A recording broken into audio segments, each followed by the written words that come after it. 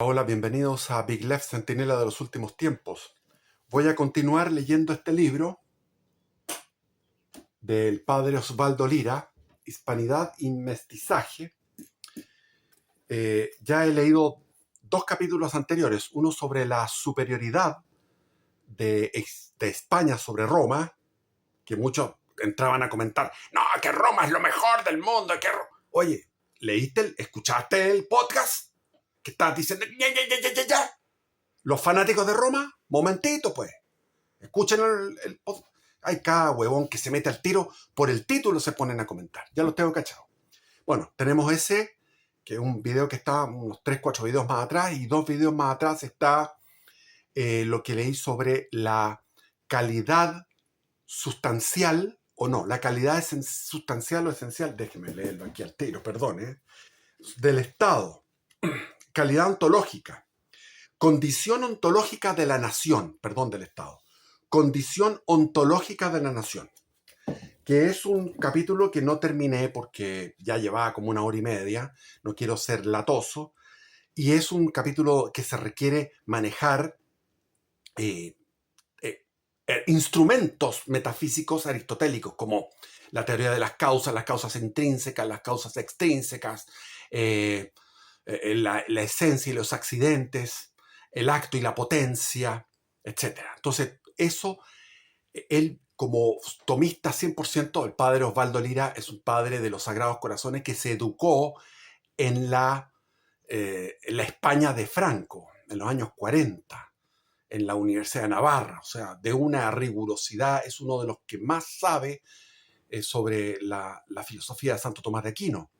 Y es un sacerdote al cual yo tuve la suerte de conocerlo personalmente con su sotana, más bien de baja estatura, pero con una energía categórica, taxativa, con una virilidad extraordinaria, donde él, cuando tiene su lógica perfecta, apoyado en Aristóteles, apoyado mejor dicho en Santo Tomás de Aquino, que fue la perfección de Aristóteles, él en ese momento hablaba de una manera categórica, con énfasis, con esa virilidad que se echa de menos ahora en los sacerdotes actuales, modernos, melifluos, dulzones y un poco afeminados. Bueno, yo entre que critico a los católicos tibios y a los sacerdotes, estaba hoy día, el día domingo, ayer, en misa, y llegué y tuve un pensamiento epifánico, inefable. Dije, aquí están los tibios de los católicos. Yo también soy un tibio.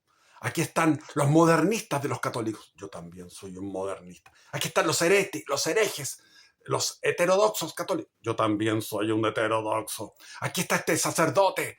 Yo quise ser sacerdote y no pude. Fracasé en el intento. Me transformé en un ateo.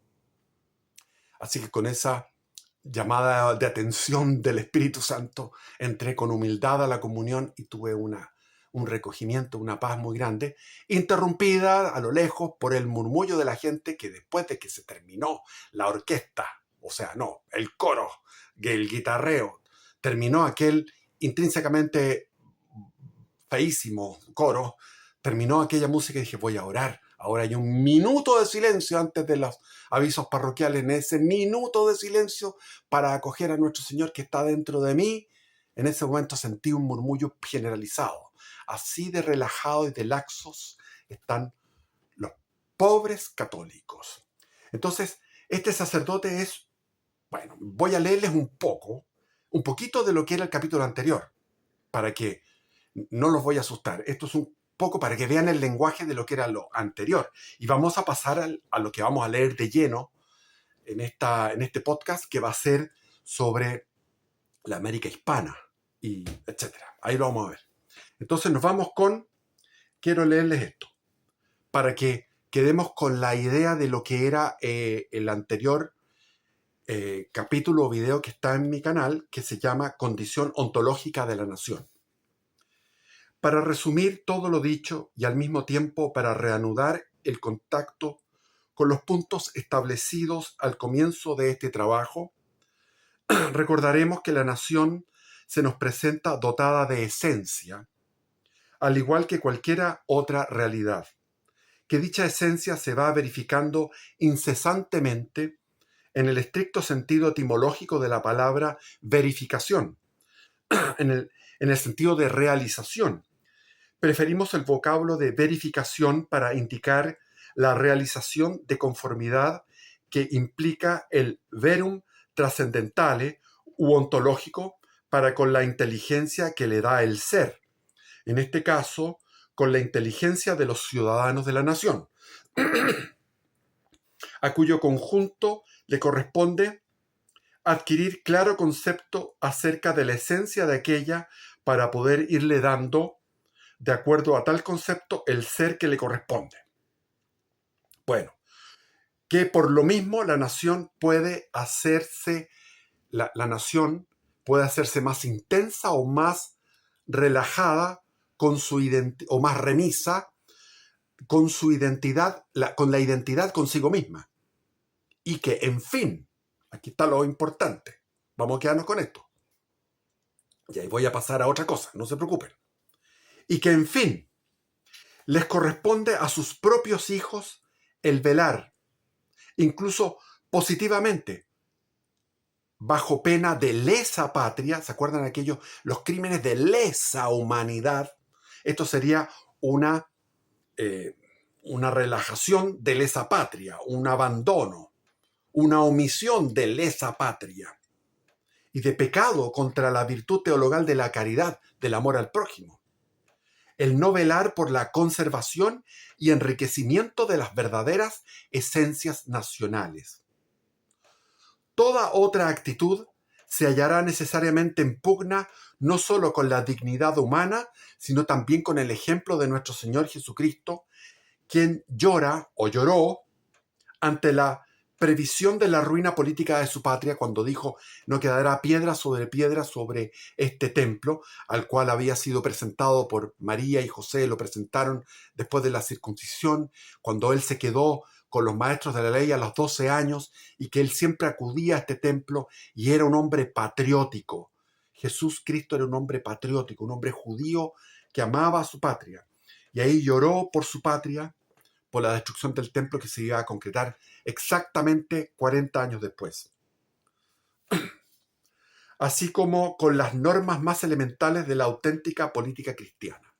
O sea, si no nos ponemos las pilas, estamos fallando a la virtud teologal de la caridad, cometemos un pecado de lesa patria y no seguimos el ejemplo de nuestro Señor Jesucristo, y estamos en pugna con la dignidad humana esencial y con las normas más elementales de una auténtica política cristiana. Y nos vamos a lo que vamos a leer ahora. Comenzamos. En el capítulo que se llama Españoles e Indígenas, el capítulo se llama Elementos constitutivos de las naciones hispanoamericanas. Repito, elementos constitutivos de las naciones hispanoamericanas. Se refiere al mestizaje. Y habla del mestizaje en Europa, por ejemplo, de los nórdicos. Él dice todas las naciones, que es un hecho que ya ahora se comprueba a través de los exámenes de genética. Si uno hace un examen de genética, por ejemplo, de un sueco rubio, va a comprobar que tiene también elementos de un ruso, o de un turco, o de un africano incluso. Porque hubo mezclas con menor porcentaje, pero todos están mezclados. Todos estamos mezclados. No hay una nación que sea químicamente pura. Sin embargo, existen diferencias notables. Vamos a ver lo que significan estas diferencias. El mestizaje, que no solo privativo de los yanquis, porque también lo descubrimos en su vecino geográfico de Canadá.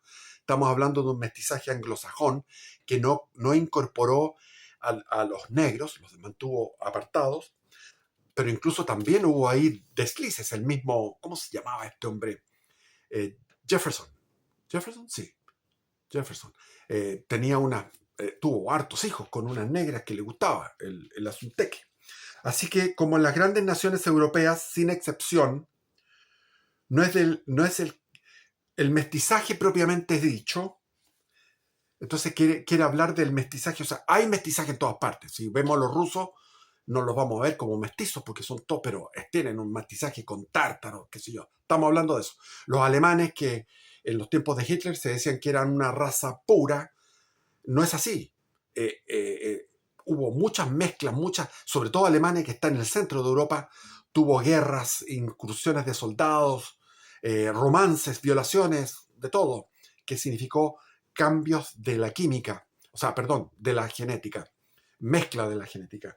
Entonces no se refiere a eso y vamos a ver qué mestizaje se refiere.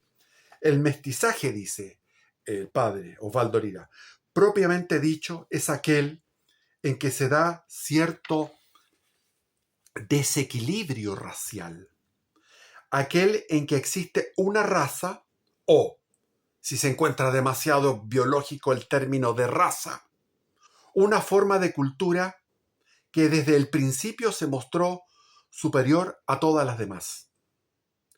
Y es este, en realidad, el caso al cual la estimación común de los mortales aplica el concepto estricto de mestizaje.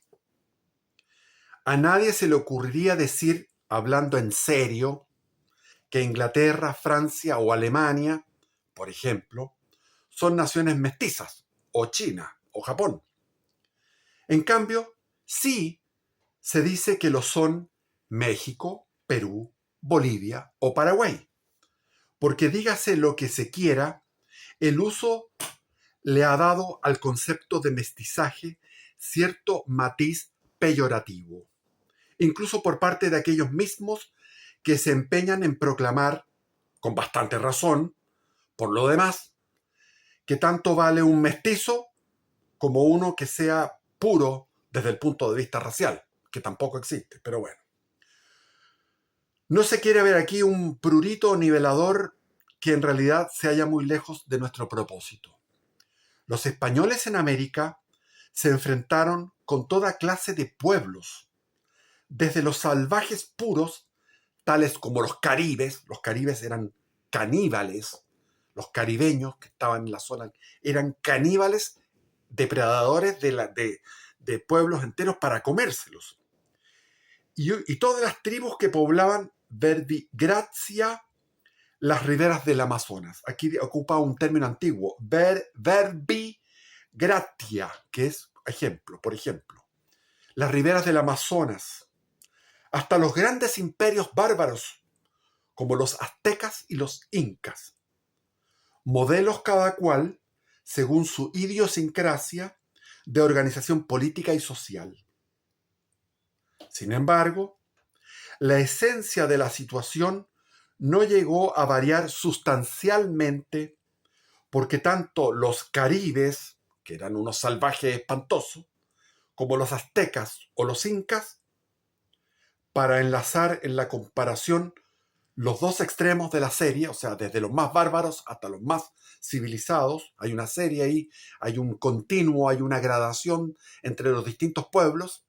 Los pueblos atacameños eran más civilizados que los diaguitas y los diaguitas más civilizados que los picunches y los picunches más civilizados que los promaucas y los promaucas más civilizados que los mapuches y los mapuches más civilizados que los huilliches y los huilliches más civilizados en grados pequeños que los onas y los tehuelches. Bueno, entonces, en toda esta gama de pueblos indígenas americanos, todos coincidían en el punto fundamentalísimo de ignorar por igual el conjunto de valores eternos de que por condición natural es portador necesario la cultura greco-latina, católica, etc.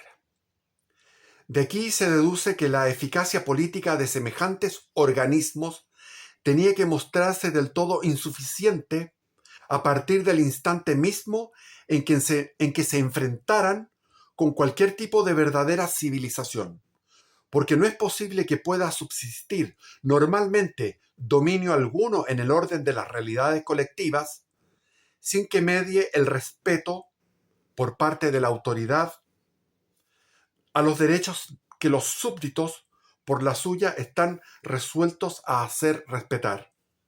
Es esta, en cierto sentido, la razón por la cual ni la misma estructura política romana, la más perfecta, sin disputa, que concibió el hombre privado de las luces sobrenaturales de la revelación, aquí afirma que Roma fue lo más alto que pudo hacer el hombre privado de las luces sobrenaturales de la revelación, pudo subsistir ante el empuje arrollador de los nuevos tiempos que el cristianismo venía a augurar sobre la faz de la tierra. Esa es la razón también del margen enorme de superioridad de que pudo disponer siempre la forma cultural española frente a las masas de la población indoamericana, de lo cual podemos deducir una consecuencia inesperada para muchos. En efecto, cuando dos influjos extremadamente dispares por su intensidad llegan a enfrentarse, esto es muy interesante, tengo que leerlo de nuevo para que nos quede claro. En efecto, cuando dos influjos extremadamente dispares por su intensidad llegan a enfrentarse, el que sea o se manifieste menos vigoroso vendrá a quedar frente a su rival en una situación comparativamente pasiva, muy semejante a la del mármol frente a la actividad creadora del escultor. O sea, las masas indígenas indoamericanas eran como un mármol frente a un escultor. En este caso, lo único de que puede mostrarse capaz el mármol se reduce no a imponerle rumbos al cincel, sino simplemente a imponerle ciertas y determinadas condiciones de trabajo. Su influjo no es de tipo positivo, como es el del motor, sino tan solo de tipo negativo, como es el de la resistencia pasiva. O sea, por eso es que los españoles encontraron un trabajo diferente con los chibchas que con los incas, que con los araucanos, que con los aztecas. Fueron trabajos distintos sobre una materia que se transformó en materia prima.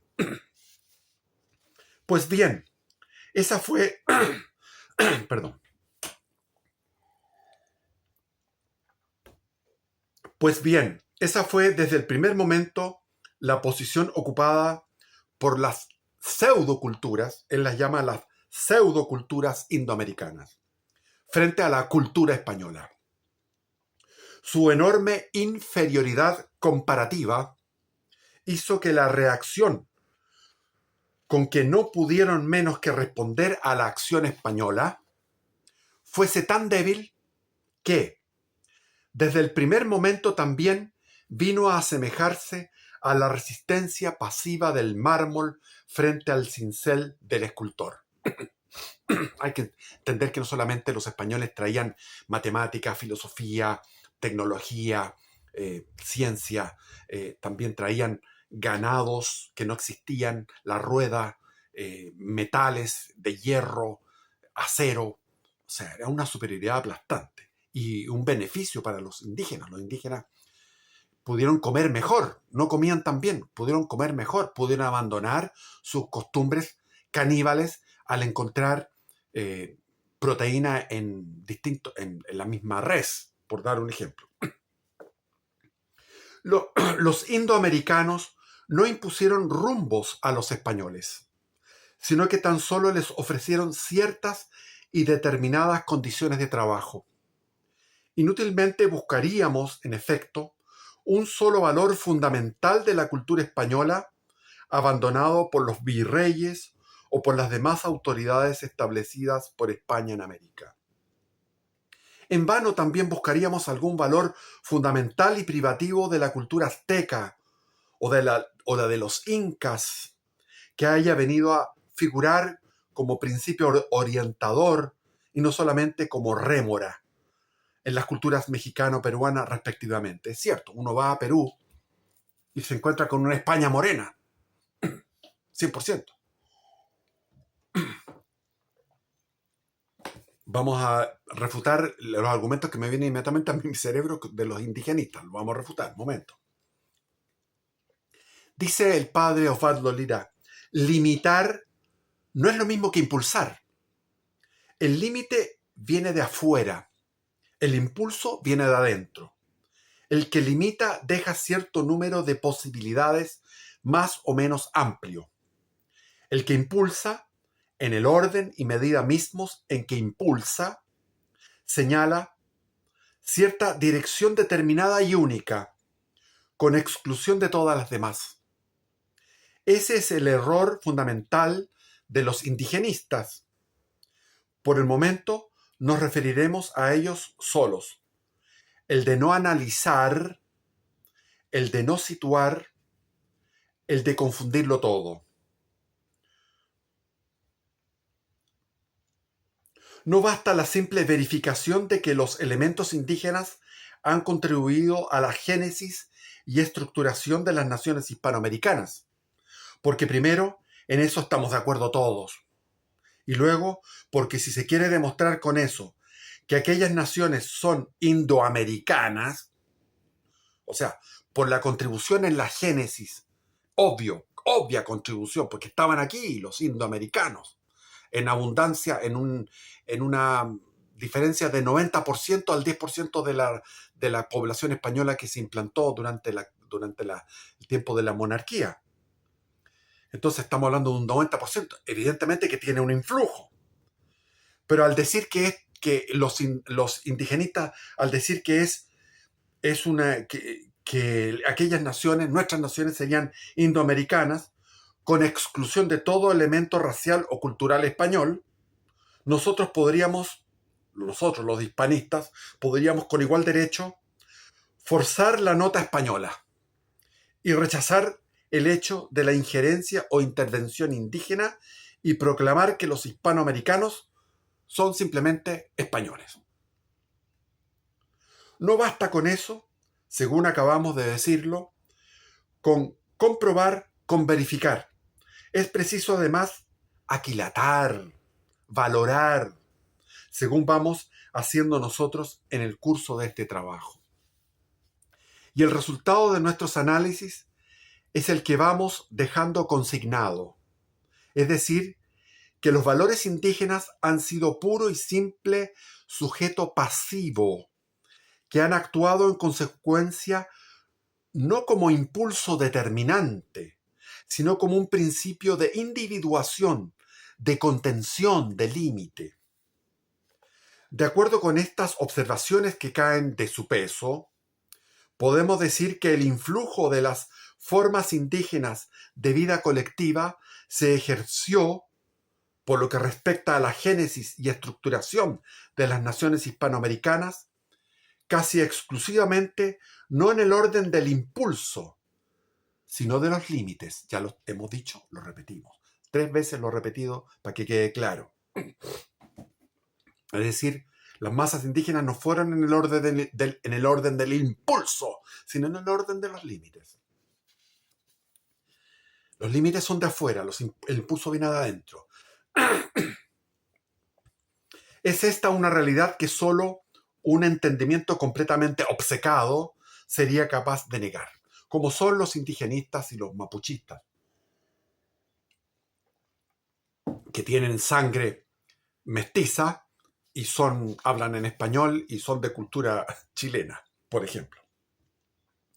Aquí, en esta confusión precipitada y francamente increíble entre los conceptos de simple distancia y equidistancia rigurosa, voy a explicar lo que quiere decir.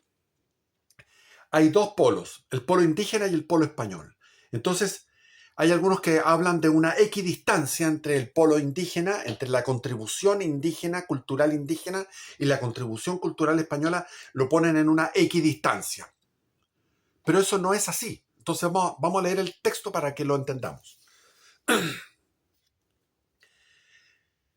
Hay una confusión precipitada y francamente increíble entre los conceptos de simple distancia y equidistancia rigurosa. Es donde debe buscarse la raíz de todas las incomprensiones que surgen acerca de la índole espiritual de las naciones hispanoamericanas. Cuando se trata de auténticas incomprensiones y no de algún fruto más o menos directo de estados psicológicos inconfesables. Eso está diciendo, son huevones, son tontos, son tarados, son esquizofrénicos. Está diciéndolo de una manera elegante. La distancia respecto de dos extremos cualesquiera no se identifica necesariamente con la equidistancia. O sea, tenemos la cultura indígena, la cultura española, no necesariamente es la equidistancia, el punto equidistante entre las dos, lo que es lo correcto o la verdad. Más aún, y excepción hecha de una sola de las posiciones intermedias, no se identifica jamás con la equidistancia. En este punto, bendito sea Dios, andan concordes las matemáticas y la moral. La demostración resulta fácil, y para montarla como Dios manda, basta con fijar nuestras miradas en dos o tres de esos valores fundamentales en cualquier nación normalmente estructurada, como son la lengua y la religión. Entonces aquí el padre nos dice, o mejor dicho, el padre filósofo nos dice que hay que fijarse en ciertos elementos, por ejemplo, en cosas fundamentales para una nación normalmente estructurada, que son la lengua y la religión. Nadie podría decir, hablando en serio, que la religión de México equidista del cristianismo y del paganismo azteca, o que la del Perú, el cristianismo es equidistante entre el cristianismo y el culto al sol, que se profesaba en el antiguo imperio del Tahuantinsuyo. Podrá decirse, sí, que las antiguas supersticiones indígenas han llegado a producir ciertas alteraciones más o menos graves en el concepto que algunos sectores de esas naciones, especialmente en los más bajos de la escala social, por estar más entremezclados de sangre autóctona, tienen de los dogmas capitales del cristianismo. Es cierto. Es decir, yo lo veo en mi nación, en Chile, por ejemplo, ¿dónde están los evangélicos cosechando su proselitismo? En las capas bajas de la población. ¿Por qué? Porque ahí tenemos, en las capas más bajas hay una mezcla con la sangre autóctona y hay una falta de doctrina correcta. Cuando en la medida que tú subes hacia las capas aristocráticos que tienen antes, no existe aristocracia, pero que tienen antecedentes aristocráticos, tienen una formación católica finísima, rigurosa, que se está perdiendo también, porque ya no hay una transmisión de padre a hijo, o se ha perdido en muchas familias. Entonces, está hablando él, esto se escribió en 1950, en plena mitad del siglo XX.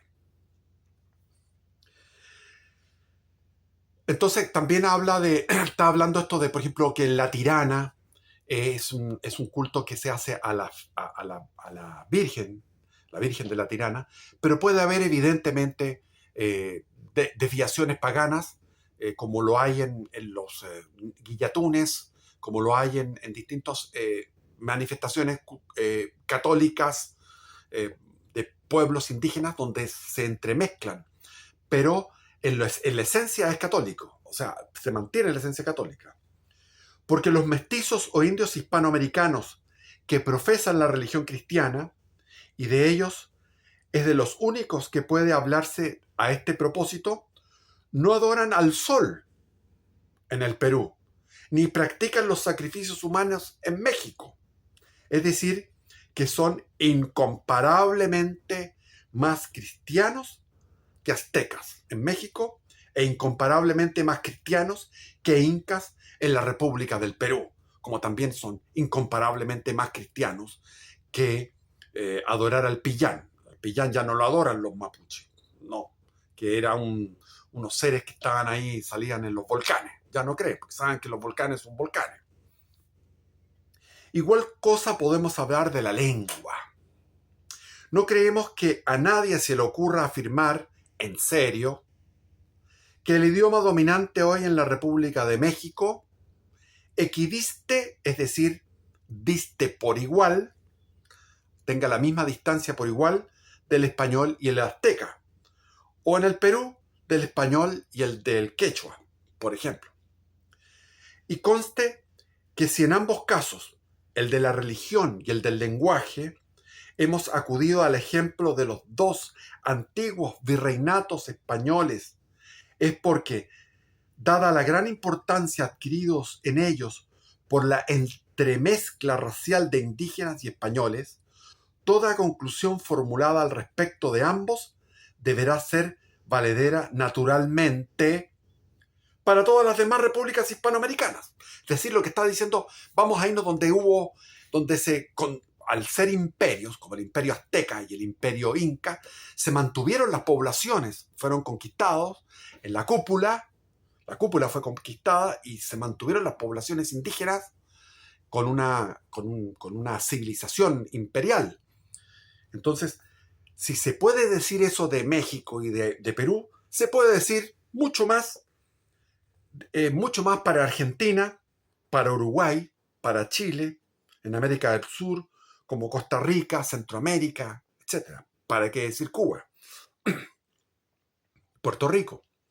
No se halla, pues, equidistante el idioma universalmente practicado hoy en día en Hispanoamérica del español y de los intelectos indígenas, de los dialectos indígenas, perdón, sino que es simplemente el mismo que se habla en España, con la incorporación inevitable de cierto número de vocablos indígenas que por su corta cantidad y por las desinencias españolas que han adquirido en la mayoría, o a lo menos en muchos de los casos, no han logrado destruir ni siquiera desvirtuar en lo más mínimo la unidad y el espíritu de la lengua. Está clarísimo, está 100% meridianamente claro. Evidentemente que existen los extremos de lo que se llama, por ejemplo, las clases bajas, que adquieren una especie de dialecto y no dominan el español, que son las clases bajas medias delincuenciales, tienen un argot, tienen, ¿cómo se llama eso? Un coa, no se me olvida el nombre. Pero eso no habla de la mayoría, del 80% de la población, o más del 80%, el 90% de la población hispanoamericana, si viaja para todos los países, puede relacionarse con todos los demás de forma totalmente natural, con el mismo idioma. Y si van a España también, van a estar en su propia patria. Como decía un pensador, que se me olvida cuál era, decía, donde estés hablando tu idioma es tu patria. Por eso cuando yo estaba en Europa, viviendo en Europa, vivía en París, me fui de París a España y llegué a mi patria. Me sentí en mi patria, llegando a España. Así como cuando estaba en Perú, me siento en mi patria. Cuando estoy en Argentina, me siento en mi patria. Con las diferencias esenciales de nuestras diferencias de naciones, pero uno se siente en casa. Solamente de ir hay que contrastarlo eso con ir, por ejemplo, a Rusia, o qué sé yo, a China, peor. Ya.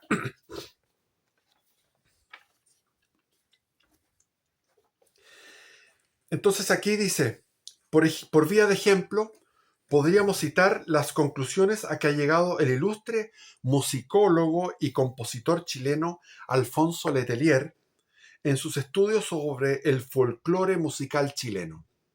Para él, todo, dice Alfonso Letelier, el estudioso del folclore musical chileno, para él todo es de origen puramente español.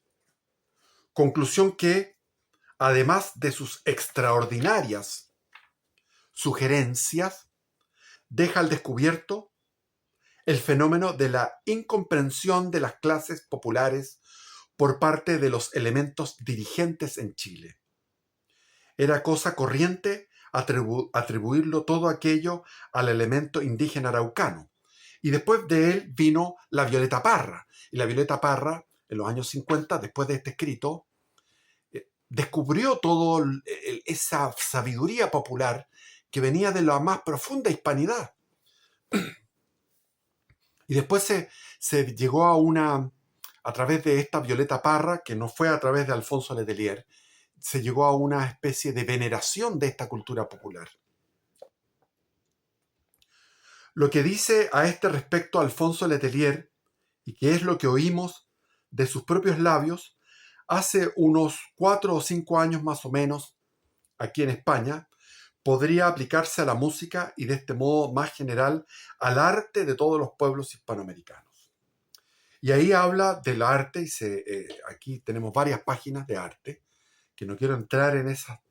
Está demostrando el padre Osvaldo Lira su dominio del arte y de los... Impresionante, impresionante.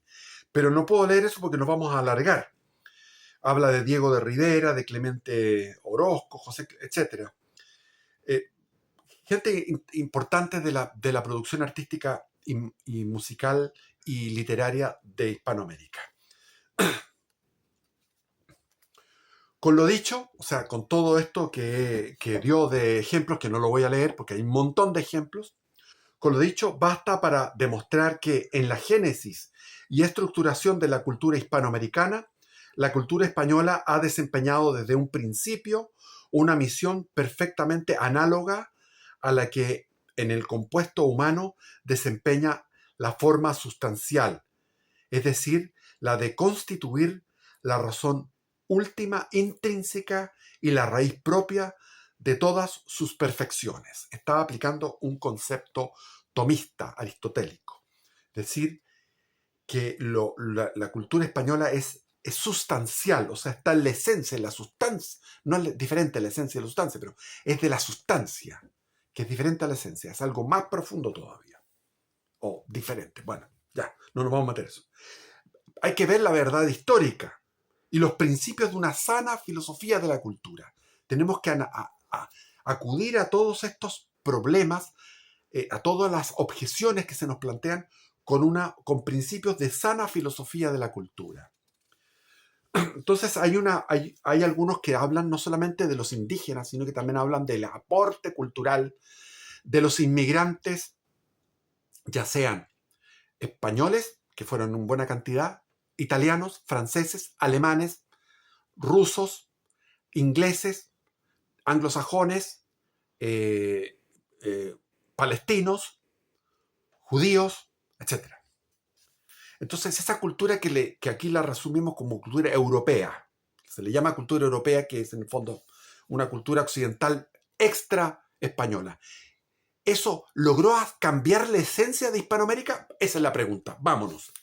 Nuestra respuesta ha de ser naturalmente negativa, porque las condiciones de existencia que se les presentaron a los españoles como resultado de su contacto militar con los indígenas americanos fueron totalmente diversas de las que se han ido encontrando las inmigraciones europeas en Hispanoamérica, en esa Hispanoamérica ya independizada del dominio político de la metrópoli. Hay que entender que, por ejemplo, en Chile fue un caso increíble que apenas ya en 1823 a 1828, en la década del 20 del siglo XIX, ya habían acudido centenares de ingleses, de ciudadanos de Inglaterra, a hacer negocios a Chile, a explotar las minas, etc. O sea, vino una... Pero no por eso Chile va a ser la Inglaterra de Hispanoamérica.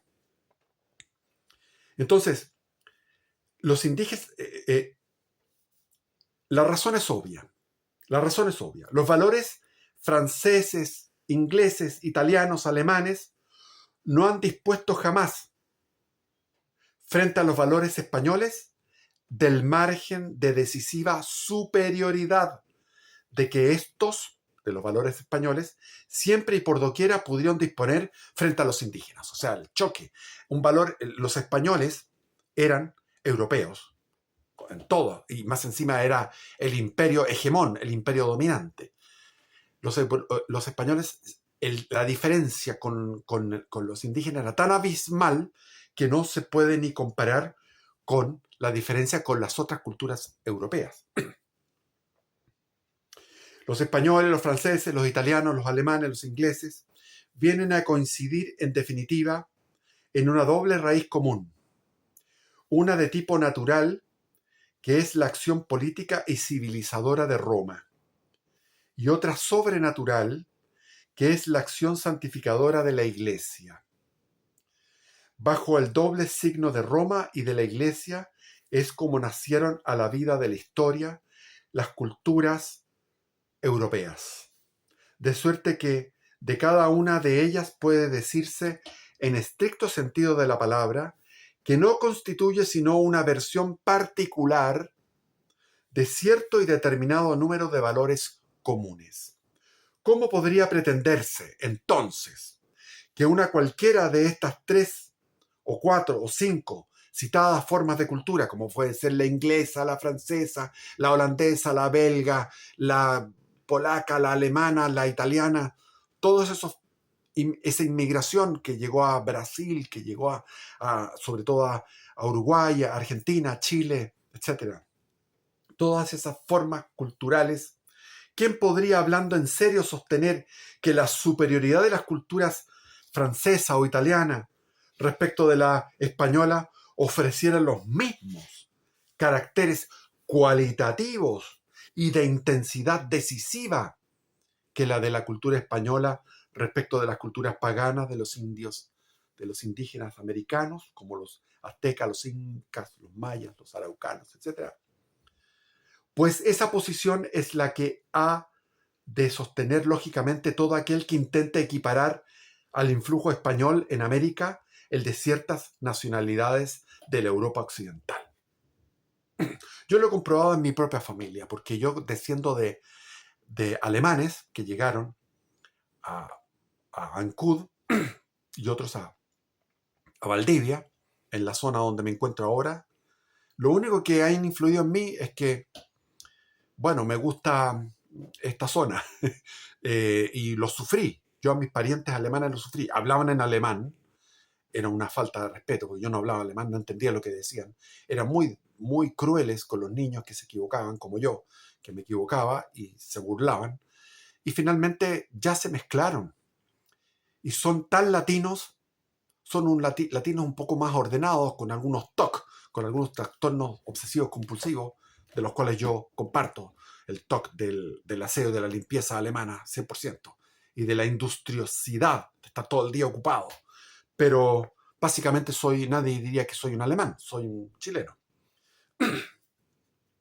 Es decir, en una palabra, que éramos unos simples salvajes a los cuales había que civilizar. Es decir, claro, las naciones hispanoamericanas se independizaron y al independizarse cayeron en desgracia, lamentablemente, en deudas con los bancos de Londres, en anarquía, en gobiernos dictatoriales, en caudillismos, en distintas constituciones, etcétera, etcétera. Una tragedia política, pero sin embargo no había que venir a civilizarnos. O sea, es decir, todos los ingleses que llegaron en la década de 1820, 1830 y 1840 a Chile, no vinieron a civilizar a Chile, se mezclaron, algunos hicieron fortuna y se fueron, sin pagar impuestos. Y explotaron unas minas y se volvieron a Inglaterra. Otros se quedaron, se mezclaron, y ahí está, por ejemplo, la familia Edwards, que viene de un Jorge Edwards, que era un doctor que llegó en la época de la independencia a Coquimbo y se mezcló. Y los Edwards mantienen algunos los ojos celestes, como el caso mío también, ojos celestes, y algunos hablan muy pepepato, pero son chilenos, súper chilenos. Porque eso quiere decir, naturalmente, que los valores franceses, italianos, alemanes, ingleses han dispuesto del mismo margen de superioridad respecto de los españoles que los españoles respecto de los indoamericanos. O sea, que la reacción de lo español ante lo francés o lo italiano o lo inglés o lo alemán se ha mostrado comparativamente tan débil e inoperante como un azteca, un quechua o un maya frente a lo español. Cosa que ningún espíritu serio podría suscribir. Entre otros motivos, por las graves consecuencias de carácter filosófico e incluso religioso que trae aparejadas. Ojo, que muchos de estos eran protestantes. Por eso que el gobierno es culpable, el gobierno liberal de traer alemanes, que eran muchos luteranos, y comenzaron a existir por primera vez iglesias luteranas en Chile, con esta inmigración alemana, lo cual no era correcto, porque iba en contra de la Constitución de 1833, que establecía que Chile es una nación católica. La razón decisiva por la cual la cultura española pudo actuar como elemento determinante o forma de la cultura hispanoamericana fue, en buenas cuentas, su espíritu cristiano. No pretendemos con esto hacer del cristianismo un elemento integrante de ninguna cultura, porque sabemos de sobra que su trascendencia sobrenatural se lo impide, porque en él debemos ver una especie de lo que los escolásticos llaman actus y receptus, o sea, algo que está fuera. Esto para los católicos que creemos en esto, o los cristianos que creemos en esto. Pero si no puede ser elemento integrante de una cultura, puede ser, e incluso debe ser, respecto de ella, principio determinante trascendente. Los teólogos suelen asignar como una de las razones primeras y principales de la necesidad moral de una revelación, incluso para aquellas verdades que el entendimiento humano puede alcanzar en principio con sus solas fuerzas naturales, el hecho de que nunca las ha llegado a conocer sino de modo imperfecto y con mezcla de numerosos errores. Hay que entender que la revelación también no solamente nos revela cómo es la historia, la suprahistoria, la caída original, el pecado original, el rescate a través del pueblo de Israel, después la encarnación del absoluto, del verbo eterno en Cristo, etc. Todo eso nos lleva también a que clarifica incluso verdades que por la sola razón se puede llegar, como lo establecieron los estoicos, por ejemplo, en una filosofía que le faltaba completarse, pero el estoicismo tenía mucho de cristianismo. Era un germen de cristianismo, pero le faltaba el amor, la caridad y la fe, etc. Y también había elementos como Aristóteles, que eran elementos racionales que habían llegado a ciertas verdades que son confirmadas precisamente por la revelación. Pues bien, para nuestro caso, ninguna forma de cultura extracristiana ha llegado a concebir remotamente siquiera las verdades especulativas y prácticas del derecho natural. Esto resulta tan cierto en el caso de la refinadísima civilización heleno-romana como en el de la barbarie azteca. Eso fue lo que la Iglesia logró infundir en el seno social del Imperio Romano en el siglo IV. Cuando la Iglesia triunfa en el siglo IV, infunde en el seno social del Imperio Romano una serie de legislaciones y de costumbres nuevas,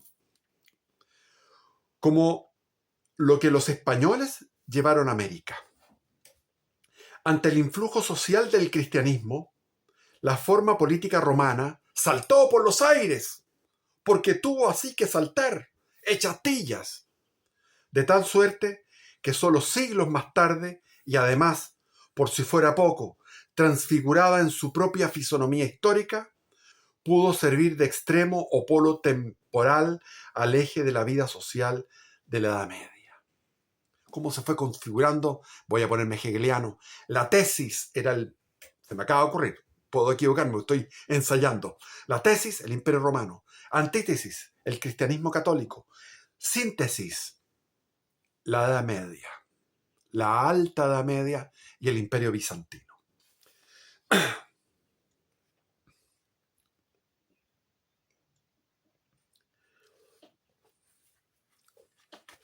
15 siglos se formó, durante 15 siglos se formó en España la cultura, la cultura esa, que llegó hasta acá. Veamos. Lo menos grave que podríamos decir es que implica cierto reproche. Espérate, no quiero saltarme esto. Hablo, sí, desde hacía 15 años, en el momento de iniciarse la conquista de América, dominio que no había sido ni con mucho una quimera, como lo demuestra abundantemente la vida intelectual, política y social de la España medieval. Está hablando aquí de la España medieval, que era potente. Y había retroalimentación, o sea, Europa se retroalimentaba. Había, por ejemplo, una reina que era hija de... se me olvidan los nombres. De Leonor de Aquitania. Hija de Leonor de Aquitania y de Ricardo Corazón, hermana de Ricardo Corazón de León, rey de Inglaterra. Era una inglesa, finísima, refinadísima, por favor. Y ella se fue conoció todo lo que era la cultura provenzal, toda esta cosa del amor romántico que comenzó a existir en el mundo, el amor romántico en ese momento. Y de ahí ella se casó con Alfonso VIII. Y ahí trajo toda esa cultura a una Castilla que estaba acostumbrada a pelear y a pelear y a pelear contra los moros. Ahí vienen las Navas de Tolosa. Ella fue contemporánea a la batalla de las Navas de Tolosa, donde fue el punto de inflexión donde se derrotó el mundo musulmán en la península ibérica y comenzó la retirada final del mundo musulmán. Entonces, había una trasvasije cultural entre Inglaterra, Francia, y entre el Sacro Imperio Romano Germánico. Entonces, aquí vamos a hablar de la vida intelectual, política y social de la España medieval y de la de los tiempos barrocos y los neoclásicos hasta el siglo XVIII. En su profusión, la profusión de gran número de santos y de santos colosales, como la Santa Teresa de Ávila o Santa Teresa de Jesús, una santa colosal de la Iglesia Católica de Europa y del mundo. Y San Juan de la Cruz, etc. Y otros que parecen menores, como puede ser San Ignacio de Loyola, que parece menor frente a esta gran santa, y grandes poetas, etc. Los escritores ascéticos y místicos, los teólogos, así como toda suerte de instituciones religiosas, políticas y sociales, inspiradas en el más recio y más puro espíritu católico. A no ser que supongamos cierta suspensión de su eficacia por parte de los valores del cristianismo durante los siglos XVI, XVII y aún en el XVIII, en lo que se refiere a la empresa imperial española, lo cual no dejaría de resultar también un absurdo. Porque la historia, con el lenguaje de los hechos, la historia con mayúscula, con el lenguaje de los hechos con mayúscula, nos muestra que tales descoyuntamientos son pura y simplemente una quimera que ni tiene ni podría tener jamás existencia real. Y cuando dice la gente mitómana, porque la gente no sabe, le han dicho mitos.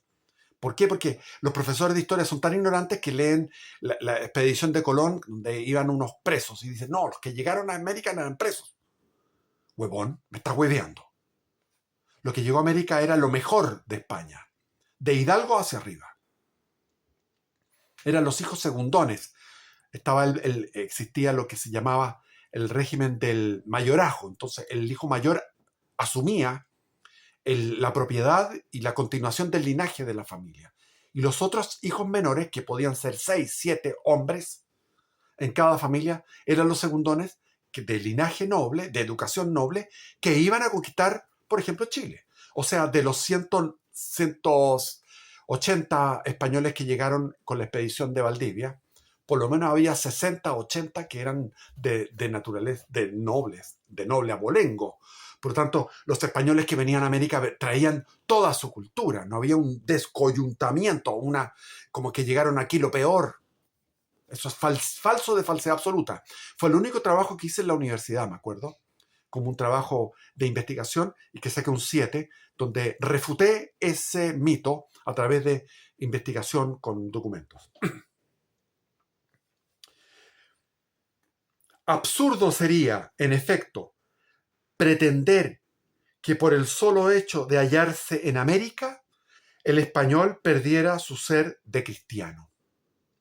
El mismo espíritu cristiano que demostró España durante la Edad Media en sus asuntos internos, lo siguió demostrando en su empresa imperial americana. No citamos ejemplos, que por lo demás pueden encontrarse en cualquier manual de historia, porque no estamos ahora refutando la leyenda negra, sino ciertos europeísmos de mala ley que amenazan sepultar la incuestionable verdad histórica de Hispanoamérica, bajo un funesto manto de sofismas. De todos modos, el espectáculo de la legislación de Indias y de las misiones en tierras de América, así como el de las innumerables instituciones de beneficencia y de cultura, imprentas, universidades, colegios, reducciones indígenas, misiones del Paraguay, las que se llamaban los presidios, que eran centros civilizadores en lo que es Nuevo México, Arizona, California, etcétera, que ofrecen los 3 siglos de dominio español en el Nuevo Mundo, impiden radicalmente cualquier suposición en este sentido. O sea, no se puede decir que el español, por desembarcar en costa americana, cambiaba de carácter. Es decir, desde la metrópoli, desde la monarquía de los Habsburgo y después con menor intensidad, con menor calidad, con bastante menor calidad en la dinastía de los Borbones, se continuó plasmando una obra civilizatoria. De aquí resulta entonces que la aportación de los valores franceses, italianos, alemanes, ingleses a las naciones hispanoamericanas no podría equipararse de ninguna manera en su influjo a la de los valores españoles, porque estos se encontraron en un campo de acción desprovistos de toda determinación viable en el orden de la cultura. Mientras que aquellos, es decir, los europeos, entraron en contacto con valores que le eran exactamente de la misma categoría que las suyas, con diferencias accidentales. El influjo europeo en Hispanoamérica se ha encontrado con naciones hechas y derechas, que si han ido arrastrando consigo las consecuencias de un alumbramiento un tanto prematuro. Está diciendo que la independencia fue prematura. Yo creo que sí. Si se hubiera mantenido España sin invasión napoleónica, etcétera, etcétera, hacer un análisis contrafactual o ucrónico, yo creo que habría habido una independencia por la propagación de las ideas liberales y nacionalistas en el último cuarto del siglo XX. Ahí se habría producido la independencia definitiva. Entonces, el influjo europeo en Hispanoamérica se encontró el influjo europeo de estas inmigraciones, estas emigraciones europeas, con naciones hechas y derechas, que han adquirido ya la suficiente personalidad como para no aceptar la condición de colonias que ni siquiera durante el tiempo de su integración al Imperio Español llegaron a tener. Es decir, no fueron colonias, fueron reinos independientes. Y eso es lo que desconocen los europeístas a que nos estamos refiriendo. Es decir, los europeístas están equivocados. Y en Chile hay muchos europeístas de tipo vulgar, digamos. Uno se encuentra en la zona y dicen, ojalá hubieran llegado más españoles, o sea, más alemanes. Los alemanes transformaron. Es cierto, pero un momento. Los alemanes después se asimilaron. Al equiparar el influjo de Francia, Inglaterra, Italia, Alemania al de España, equiparan también, lógicamente, la situación comparativa de las repúblicas hispanoamericanas en los siglos XIX y XX a la de las masas indígenas autóctonas en los siglos XVI y XVII. Y esto es lo que nosotros no podemos aceptar, porque es algo absurdo. A no ser que se reconociera a Francia, Italia, Alemania, Inglaterra, en lo que se refiere a su cultura como una superioridad decisiva y esencial sobre España. Superioridad que por la índole cristiana de la cultura española no podemos tampoco de ninguna manera reconocer. Una cultura cristiana, en efecto, es intrascendible en lo que se refiere a sus valores esenciales, puesto que su efecto inmediato es colocar a la persona individual humana en las condiciones más aptas para alcanzar la razón última de su existencia en este mundo. ¿Cuál es la salvación de su alma? La única misión a que se pueden aspirar los valores europeizantes, así como cualquiera otros de los civilizados en Hispanoamérica, es la de simples modificaciones adjetivas o consecutivas de entidades nacionales perfectamente estructuradas ya en su esencia. O sea, lo que dice, las entidades nacionales surgieron con una esencia, estructuradas en su esencia, en la independencia. Y después, ¿qué es lo que aportaron estos inmigrantes? Aportaron accidentes, adjetivos, dice, adjetivos.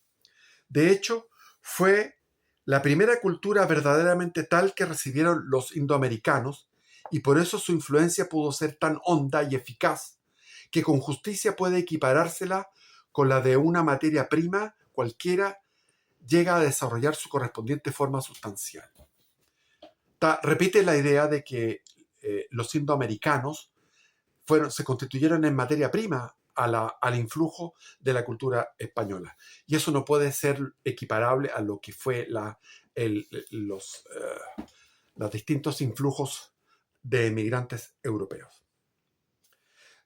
Pero claro está que semejante cosa solo puede suceder cuando se enfrenta una forma cualquiera de cultura con una forma cualquiera de incultura. O si se prefiere, cuando se enfrenta a una cultura verdadera como una pseudocultura. Está denominando que la cultura indígena era una pseudocultura. En el caso de enfrentarse dos culturas verdaderas, lo único que puede suceder es que ambas se influyan entre sí adjetivamente, o, lo que es igual, consecutivamente, según vemos que ha acontecido y aún sigue aconteciendo en el caso de las naciones de la Europa occidental, en que tanto Francia, España, Italia como Inglaterra y Alemania, para no hablar de las naciones pequeñas, vienen influyéndose mutuamente en las manifestaciones todas de su cultura, no obstante lo cual ninguna de ellas se ha extranjerizado, como se extranjerizaron respecto de sí mismas, españolizándose las masas indígenas de América. Está hablando, por ejemplo, si vamos a Letonia, Lituania, Estonia, qué sé yo, Eslovenia, Croacia. Todas son culturas que se mantienen en su esencia. A pesar de estar influida, la cultura croata fue influida por la francesa, por la italiana, por la albanesa, por los turcos también, porque los turcos ahí estuvieron siglos ahí. Entonces, se mantiene. Entonces, dentro de las culturas europeas entre culturas europeas se transmiten elementos adjetivos, no sustantivos, adjetivos. Se enfrentan entre sí y se transmiten ciertos elementos, pero se mantiene la esencia. No así en lo que fue sino que dice aquí unas culturas, ¿cómo las denomina? Pseudoculturas, las llama pseudoculturas a las culturas indígenas, que son culturas no verdaderas, dice él. Ahora los indigenistas van a empezar a despotricar, pero es que tenemos que seguir leyendo el libro, joder. Entonces,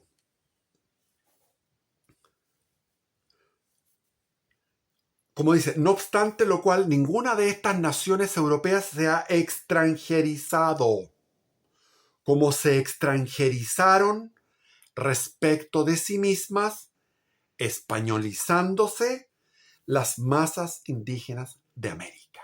Es una diferencia muy grande. Recórrase a este fin la pintura, la música o la lírica de todas estas naciones hispanoamericanas, y se verá cómo las tendencias artísticas generales, pensemos en el romanticismo, el impresionismo, los vanguardismos modernos, así como los movimientos de tipo teológico o filosófico, no solo no han conseguido desvirtuar las esencias espirituales de ninguna de estas naciones, sino que incluso se han dejado influir o modelar por cada una de ellas, de tal suerte que, al igual de tiempos pasados, sigue habiendo una cultura española con caracteres perfectamente destacados, los cuales además vienen a encajar perfectamente dentro de los que, para cada una de aquellas naciones, constituyen la esencia de su tradición. Pucha, se me fue el tiempo de nuevo. Exactamente análogo es lo que ha pasado en las repúblicas hispanoamericanas, aun cuando respecto de ellas debemos hacer la salvedad de que buena parte de sus sectores dirigentes, lejos de mantenerse sanamente irreductibles, lo cual no quiere decir irreductiblemente herméticos, a las influencias extranjeras, se han dejado seducir por ellas, relegando al olvido e incluso en muchos casos renegando de los mismos valores que las habían engendrado a la existencia histórica. Me salté algunas páginas. Entonces, lo que está hablando aquí es otro tema, que es el tema de las clases dirigentes de los países hispanoamericanos, que negaron su esencia y se afrancesaron, se norteamericanizaron, se angloamericanizaron, es decir, negaron su esencia, no así las clases bajas. Entonces dice que buena parte de sus sectores dirigentes, si no todos, casi todos, lejos de mantenerse sanamente irreductibles, lo que significa no irreductibles herméticos, sino que tú puedes ser entrar a dialogar con las culturas, por ejemplo, norteamericanas, pero no, las influencias extranjeras se han dejado seducir por las influencias extranjeras, relegando al olvido e incluso en muchos casos renegando de los mismos valores que habían engendrado a la propia nación, a la nación que cuando nacieron a su existencia histórica por durante 3 siglos, siglo XVI, XVII y XVIII. Entonces, desde luego, todo aquello significa simplemente una traición, porque al fin y al cabo, los valores españoles no contribuyeron en lo más mínimo. Mira, yo les voy a decir una cosa. Es como, por ejemplo, el tema de la Navidad. La Navidad se celebraba, el regalo era para reyes. Son muy pocas las familias, yo conozco una sola, que es la familia de los Almarza, que era la familia de mi mujer, de mi ex mujer, donde nació ahí Sebastián y los otros hijos que tuve. Entonces, ¿qué se celebraba ahí? Reyes. Una catolicidad antigua. Se celebraba reyes. Es decir, no estábamos para la Navidad abriendo regalos en Navidad. Navidad es un hecho espiritual. Se va a la misa, se ora, se puede hacer una cena, pero no se abren regalos. Eso es algo norteamericano. Y por la tradición de las clases dirigentes, por la vulgarización, o diríamos en Chile, flaitización de las clases altas, influyen hacia abajo, hacia las clases bajas, contagiándoles con las culturas norteamericanas. Entonces, el viejo pascuero, o el viejo Noel, no sé cómo le llaman, en Chile le llaman viejo pascuero, horrible. Todas esas costumbres de andar sudando en el hemisferio meridional donde estamos, que nos toca la Navidad con el solsticio de verano, donde hay 30 y tantos grados de calor y andan todas las mujeres, pobrecitas, desesperadas como víctimas en una tortura comprando los regalos y después preparando la cena. ¿Para qué? Si eso no es así.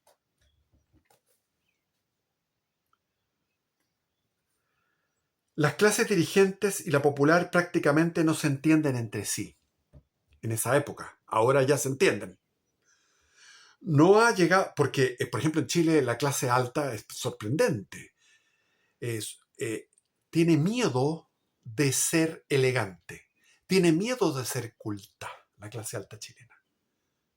Entonces, al tener miedo de eso, influye hacia abajo Y todo, los cuicos flaites influyen hacia abajo y refrendan o autorizan al pueblo, que el pueblo imita a la clase alta, y la imita, dice, bueno, la clase alta está imitándonos a nosotros, a la clase baja, por lo tanto nosotros podemos ser más ordinarios, más vulgares, más obscenos. Pero esto está hablando en la década del 50 o del 40. Las clases dirigentes y popular prácticamente no se entienden entre sí. No ha llegado todavía en ese trabajo el momento de señalar los medios que han de emplearse para superar el peligro muy grave, por cierto, a que se hayan expuestas en la actual encrucijada histórica las naciones de la Hispanidad. Está advirtiendo proféticamente el padre Osvaldo Lira de que se viene una vulgarización total de Hispanoamérica porque las clases altas están negando su identidad histórica tradicional. Lo que sí podemos adelantar es que mientras no se recobre o se establezca, si se quiere, ese estado de mutua compenetración entre los dirigentes y el pueblo, no tendremos derecho alguno a mirar con confianza el porvenir. Bueno, ese porvenir que dice que no podemos mirar con confianza ya está aquí. No podemos mirar con confianza porque el porvenir, ese porvenir infausto,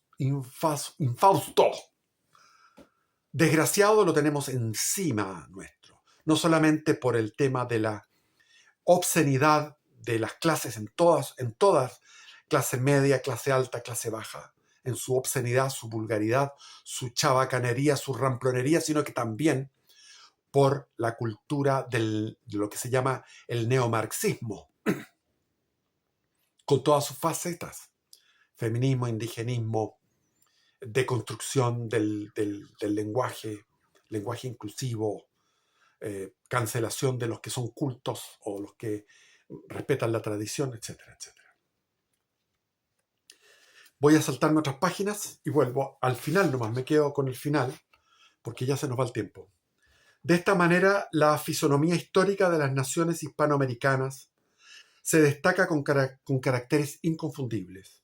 Desde luego, podemos descubrir en ellas una esencia o naturaleza constituida por un doble principio. Esencia o naturaleza, constituida por un doble principio, el formal y el material. El principio formal o determinante, fuente de todas las perfecciones intrínsecas, o sea, desde dentro, intrínsecas desde dentro, lo encontramos en la cultura española. El principio material, en cambio, o sea, el conjunto de valores que por sus faltas de operancia solo pudieron imponerle ciertos modos o condiciones de existencia a la cultura española, lo brindaron las masas indígenas. Y actualmente la cultura norteamericana y la deconstrucción neomarxista. Dicho esto, no tenemos por qué negar que, junto a dicha esencia constitutiva, descubrimos también ciertas aportaciones adjetivas de tipo francés, inglés, italiano o alemán, principalmente fuera del influjo norteamericano, que se va haciendo cada día más intenso, dice él en 1950. Joder, se hizo tan intenso que ya es la cultura norteamericana vulgar, porque hay cultura norteamericana exquisita, por favor. Pero eso es para un video completo.